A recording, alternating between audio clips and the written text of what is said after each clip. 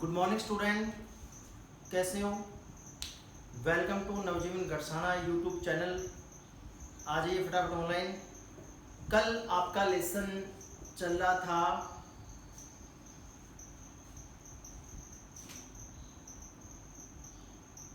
तीसरा लेसन था आपका हिंदी बसंत भाग का तीसरा लेसन था बस की यात्रा। ठीक है, कल आपने ये लेसन पढ़ा था, हरिशंकर परसाई जी का लिखा हुआ है। ठीक है, अभ्यास प्रश्न। अब इसके 5 अभ्यास प्रश्न रह गए थे जो अपने आज करने हैं। कारण बताइए वाले 5 प्रश्न हैं। कारण बताइए, कारण बताइए, इसके 5 प्रश्न है आपके। कारण बताइए वाले अभ्यास प्रश्न है, वो 5 कर लेते हैं। पहला प्रश्न आपका था कि मैंने उस कंपनी के हिस्सेदार की तरफ पहली बार श्रद्धा भाव से देखा। लेखक ने देखा था। लेखक के मन में हिस्सेदार साहब के लिए श्रद्धा क्यों जग गई? ठीक है, तो लेखक के मन में कंपनी के हिस्सेदार साहब के लिए श्रद्धा इसलिए जग गई क्योंकि जो बस के जो टायर की स्थिति थी वो बिल्कुल दयनीय स्थिति थी। ठीक है, इसके बावजूद भी बस चलाने का क्या वो साहस जुटा रहा था। जो कंपनी का हिस्सेदार था उसकी बस थी, वो एकदम खटारा बस थी, कांच भी टूटे फूटे थे। ठीक है, और उसके टायर की दयनीय स्थिति थी, फिर भी वो क्या है बस को चलाने के लिए क्या है साहस जुटा रहा था। और कंपनी का हिस्सेदार था, वो अपनी बस की खूब तारीफ भी कर रहा था कि मेरी बस है, अभी देखो चलेगी। ठीक है, और जो पैसे के मोह के कारण है और उसके अंदर आत्म बलिदान की ऐसी भावना दुर्लभ थी जिसे देखकर लेखक क्या है आश्चर्यचकित रह गया और उसके क्या है श्रद्धा भाव से उसने देखा। पहला प्रश्न हो गया। अब दूसरा प्रश्न लीजिए। इसमें लोगों ने सलाह दी कि समझदार आदमी शाम वाली बस में सफर नहीं करते। लोगों ने यह सलाह क्यों दी? अब इसके पीछे कारण क्या था? लेखक को लोगों ने सलाह इसलिए दी क्योंकि जो वे लोग थे वो जानते थे कि बस की हालत है क्या वो इतनी खराब है, उसके टायर भी इतने मतलब दयनीय स्थिति में है, कांच भी टूटे फूटे हैं।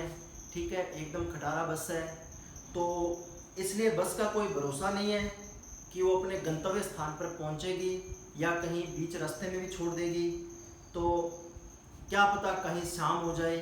ठीक है, और रास्ते में कहीं भी उसको रात क्या बितानी पड़े, इसलिए उनको ये बस क्या एक डाकिन के समान लग रही थी। तो लोगों ने ये सलाह दी कि समझदार आदमी वो इस बस में सफ़र नहीं करते। अब नेक्स्ट क्वेश्चन देखिए। ऐसा जैसे सारी बस इंजन ही है और हम इंजन के भीतर बैठे हैं। लेखक को ऐसा क्यों लगा? जब लेखक को इसलिए ऐसा लगा क्योंकि जब चालक ने इंजन को स्टार्ट किया तो सारी बस क्या हिलने लगी, क्योंकि वो जर्जर अवस्था में थी, तो सारी बस हिलने लगी और लेखक को ऐसा मालूम हुआ कि पूरी बस ही इंजन है और वो इस इंजन के ऊपर बैठे हैं। ठीक है, वो बस में ना बैठ करके क्या है वो इंजन के ऊपर बैठे हैं। इसलिए लेखक को लगा कि ये बस क्या सारी इंजन ही है, क्योंकि जब इंजन को स्टार्ट किया गया तो बस के पुर्जा उसका हिल रहा था, तो इसलिए लेखक को लगा कि हम बस में नहीं बैठे, हम इंजन के ऊपर ही बैठे हैं। ठीक है, ये आंसर है। तीसरा क्वेश्चन देखिए। तीसरा हो गया। चौथा क्वेश्चन देखिए। गजब हो गया, ऐसी बस अपने आप चलती है, लेखक को यह सुनकर हैरानी क्यों हुई?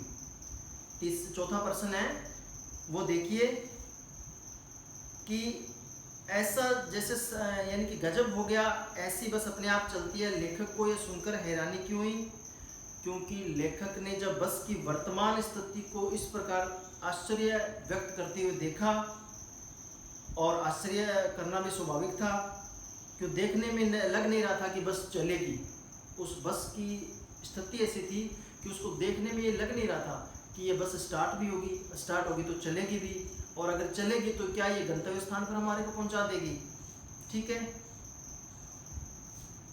और परंतु जब लेखक ने बस के हिस्सेदार से पूछा तो उसने बस के जब लेखक ने बस के हिस्सेदार से पूछा कि भाई ये बस चलेगी, तो उसने कहा कि ये बस चलेगी, स्टार्ट नहीं होगी, चलेगी और दौड़ेगी भी, ठीक है, और अपने आप चलेगी, ठीक है।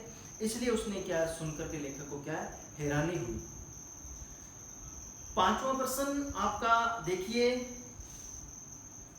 इसका पांचवा प्रश्न है आपका, मैं हर पेड़ को अपना दुश्मन समझ रहा था, ठीक है, मैं हर पेड़ को अपना दुश्मन समझ रहा था, लेखक पेड़ों को दुश्मन क्यों समझ रहा था। अब लेखक पेड़ों को दुश्मन क्यों समझ रहा था, क्योंकि लेखक जिस बस में यात्रा कर रहा था उस बस की जर्जर अवस्था थी, ठीक है, और उस बस का ब्रेक भी फेल हो सकता है, कहीं भी ब्रेक फेल हो सकता है, कहीं भी उसका स्टीयरिंग होता है वो स्टीयरिंग टूट सकता है, ठीक है, और कभी भी वो किसी भी टाइम वो क्या है कि किसी पेड़ से जाकर के टकरा सकती है, ठीक है, और इसलिए लेखक को लग रहा था कि कहीं इसका स्टीयरिंग फेल ना हो जाए, और स्टीयरिंग फेल हो गया तो ये पेड़ से टकरा जाएगी, ठीक है। तो इसलिए जैसे भी एक पेड़ निकलता तो दूसरे पेड़ आने की लेखक क्या प्रतीक्षा करता और सोचता कि कहीं बस है उस पेड़ से टकरा ना जाए।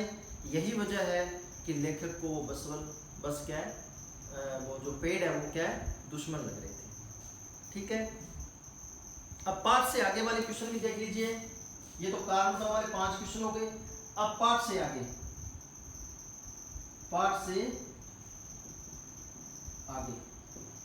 आगे वाले आपके क्वेश्चन है वो देख लीजिए।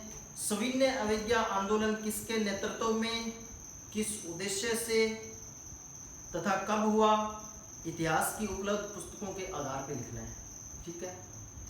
तो सविनय अवज्ञा आंदोलन है आपका, जो सविनय अवज्ञा आंदोलन है वो महात्मा गांधी के नेतृत्व में 1930 में हुआ था और सरकार को असहयोग के कारण हुआ था, ठीक है, और पूर्ण क्या है, संविधानता प्राप्त करने के लिए हुआ था, ठीक है।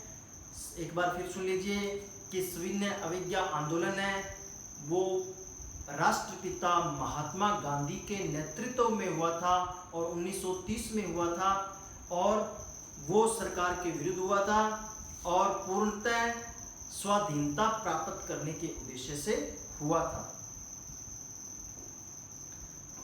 अब आगे वाला प्रश्न देखिए, तीसरा प्रश्न इसका इंपॉर्टेंट है वो देखिए, यानी कि सविनय अवज्ञा का उपयोग व्यंग्यकार ने किस रूप में किया है, जो यानी कि सविनय अवज्ञा का प्रयोग पाठ के अंदर किया गया है वो लेखक ने किस प्रकार या किस रूप में किया है। तो देखिए, सविनय अवज्ञा आंदोलन राष्ट्रपिता महात्मा गांधी के नेतृत्व में 1930 में हुआ था और सरकारी आदेशों की पालना न करने के लिए हुआ था और अंग्रेजी सरकार के साथ सहयोग न करने की भावना थी उसमें, ठीक है। लेखक ने सविनय अवज्ञा शब्द का उपयोग बस के संदर्भ में इसलिए किया है कि वह एक प्रतीकात्मक भाषा के माध्यम से बताना चाहता है कि बस है जो वो विनय पूर्वक अपने मालिक और यात्रियों से उसे स्वतंत्र करने का अनुरोध कर रही है। जिस प्रकार सविनय अवज्ञा आंदोलन पूर्णतः स्वाधीनता प्राप्त करने के लिए किया गया था, उसी प्रकार लेखक ने बस का उपयोग वो सविनय अवज्ञा के शब्दों में प्रतीकात्मक भाषा के रूप में किया है कि जो बस थी वो बस अपने मालिक और अपने यात्रियों से उन्हें स्वतंत्र करने का अनुरोध कर रही है कि अब तो भाई मेरी अवस्था ऐसी है, अब मैं नहीं चलूंगी, अब तो मेरे को छोड़ दीजिए। तो इसलिए वो उन्होंने क्या है, स्वतंत्र करने का अनुरोध कर रही थी, ठीक है। तो ये आपके क्वेश्चन हो गए।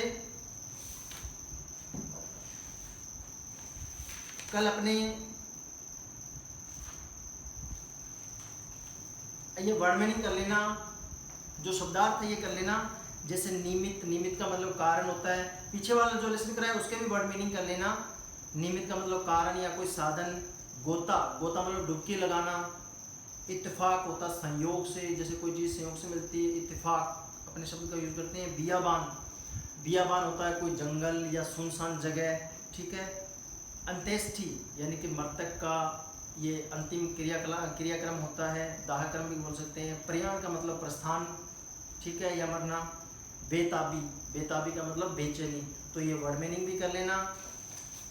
और ये जो कार्ड बताओ वाले 5 क्वेश्चन है, इसके आंसर मैंने आपको तो ये भी कर लेना। और पार्ट से आगे वाले 2 क्वेश्चन है, उनको भी आप कर लेना, ठीक है। और ये लेसन अच्छी तरह पढ़ लेना और अपनी जो जो नोटबुक है, नोटबुक के अंदर लिख लेना और उसको याद भी कर लेना।